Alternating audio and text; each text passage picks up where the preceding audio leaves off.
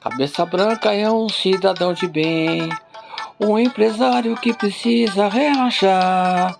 Fim de semana ele pega as novinhas e patrocina um churrascão em alto mar. A mulherada de copo na mão, biquíni, fio dental, postando foto na sua rede social.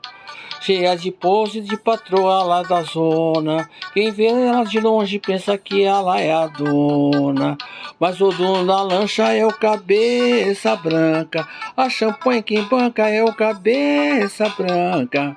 Porque novinha na hora da selfie, junto com as amigas o coroa nunca aparece.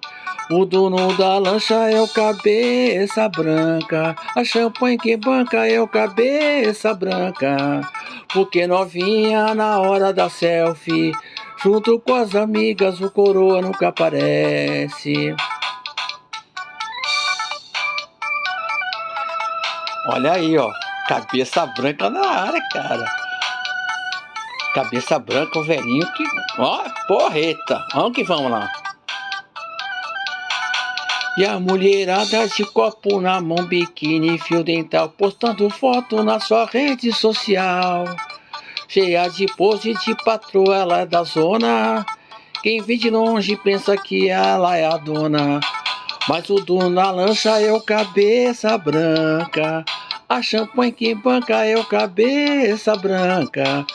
Porque novinha na hora da selfie, junto com as amigas o coroa nunca aparece.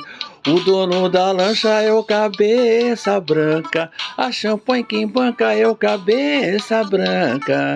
Porque novinha na hora da selfie, junto com as amigas o coroa nunca aparece. É, Jairo, essa é pra você, menina, o dono da lancha. Pensa num cara poderoso, é você, Jairo. Falou, Jairo, aquele abraço. Valeu, valeu, valeu.